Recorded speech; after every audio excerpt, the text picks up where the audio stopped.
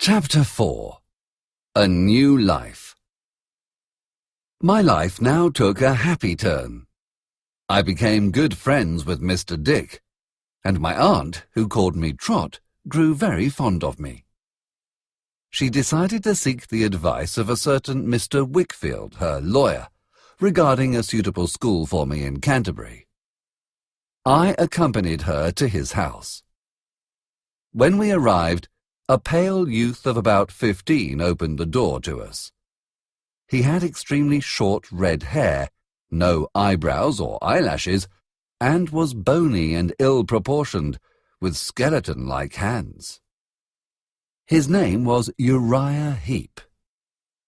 "Uriah, is Mr. Wickfield at home?" my aunt asked. He showed us into the study. Mr. Wickfield soon arrived.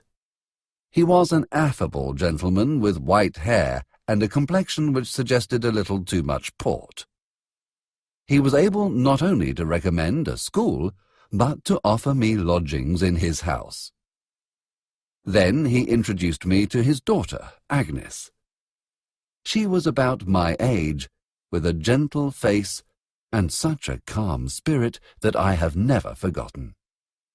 I knew immediately that we would be friends. So time passed. I attended Dr. Strong's school. It would be impossible to find someone more different from Mr. Creakle. Dr. Strong was one of the kindest, gentlest men I have ever known, and my school days there were happy ones. I was also happy living in Mr. Wickfield's house, and grew close to Agnes, coming to consider her as a sister. The only person I did not like there was Uriah Heep. I had disliked him instinctively on first meeting him, and the years did nothing to change this. He continually referred to himself as a humble person, and had snake-like movements and ingratiating ways which repulsed me. Finally, the time came for me to leave school and take my place in the world. I was 17. At my aunt's suggestion, I took some time to think about what I wanted to do next, and decided to visit my dear old nurse, Peggotty. I took the stagecoach to London, stopping for the night at an inn there. As I sat near the fire, a handsome, well-dressed young man entered the room. It was Steerforth. "Steerforth! Don't you recognize me?" I asked, approaching him, hand outstretched. He looked at me hard, and then I saw recognition light up his face. "Why, it is Copperfield!" he exclaimed, shaking my hand heartily. "I'm so glad to see you," I said, tears coming to my eyes. We sat and talked. He was on his way from Oxford University to see his mother, and suggested I went with him. I agreed happily, and we set off the next morning. I spent a delightful week with them, during which Steerforth taught me to ride. When I finally made up my mind to continue my journey, Steerforth decided to accompany me. And so we travelled to Yarmouth together. When Peggotty recognized me, joy spread across her face, and we fell into each other's arms. Steerforth charmed Peggotty with his easy ways and affection for me. That evening we all went to Mr. Peggotty's little boat and knocked on the door. We could hear the sound of laughing and celebrating coming from inside. "Look who is with me, brother," Peggotty said, indicating myself. "Why, Master Copperfield!" Mr. Peggotty exclaimed, shaking my hand and then Steerforth's. "What are you celebrating, if I might ask?" I inquired, looking round the room at everyone. "Such good news! My Emily is to marry Ham," Mr. Peggotty said, happily taking Emily's hand in his. She blushed prettily. What a beauty she had become. Ham stood grinning with pride. "Well, congratulations," I said, shaking his hand and smiling at Emily.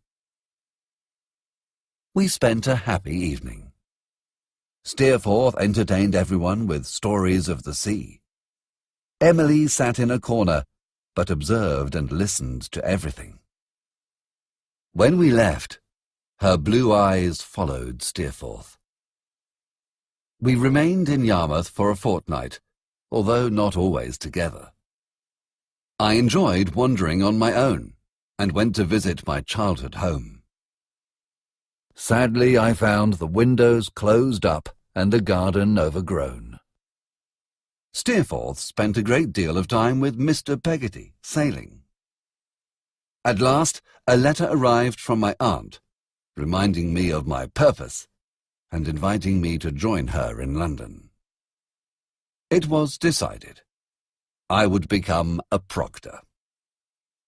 My aunt found me a position as a clerk with Spenlow and Jorkins, and we found lodgings nearby. Imagine my delight when I met Traddles again in London, lodging with my old friend Mr. Micawber. After a trial period, I was articled. Mr. Spenlow invited me to his house, Norwood, for the weekend. When we arrived, he immediately called for his daughter. We entered a room, and there she was, Dora Spenlow. I fell in love instantly. Later, we walked in the garden together. She wore a straw hat, and had such blue eyes and curls. A little black dog, Jip, was by her side. We made idle conversation and walked together to the greenhouse. There she stopped to admire the geraniums, and, laughing charmingly, held Jip in her arms. I followed her from flower to flower, her slave. Dora became my life. I thought of her constantly, and walked along the road to Norwood so many times hoping to see her that I soon became well known there. I saw Steerforth occasionally when he came up to London. On one such occasion he brought me news from Yarmouth. Mr. Barkis, Peggotty's husband, was dying.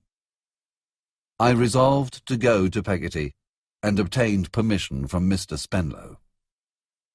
In the days following Mr. Barkis's death, I helped settle his affairs for Peggotty, and then stayed for the funeral.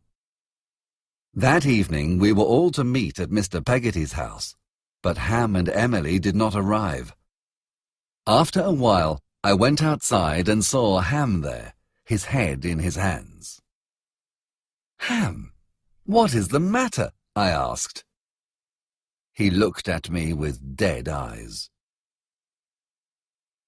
"How can I tell him, Master Davy? How can I tell him that Emily has run away?" he exclaimed. "Run away? Where to? Who with?" I asked. I looked at Ham's face and knew. Steerforth.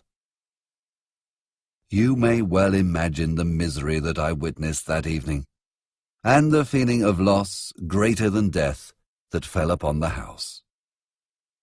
Mr. Peggotty resolved to find Emily and never rest until he did.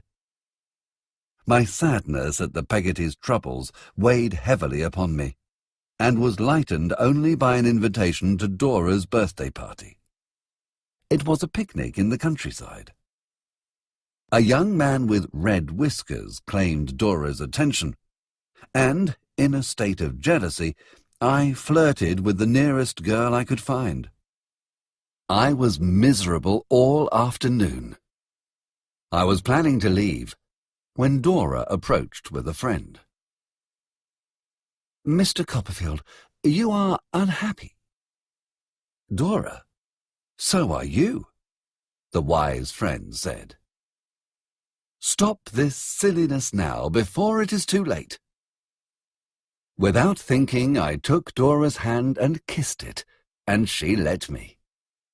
I offered her my arm and we walked together, I do not know where. What joy! The next day, I determined to declare myself. Alone with Dora, I told her how happy I had been with her the day before. When she doubted it, I took her in my arms and told her that I worshipped her. Jip barked and growled, but I did not stop. I told her I could not live without her. She cried, and I held her more tightly.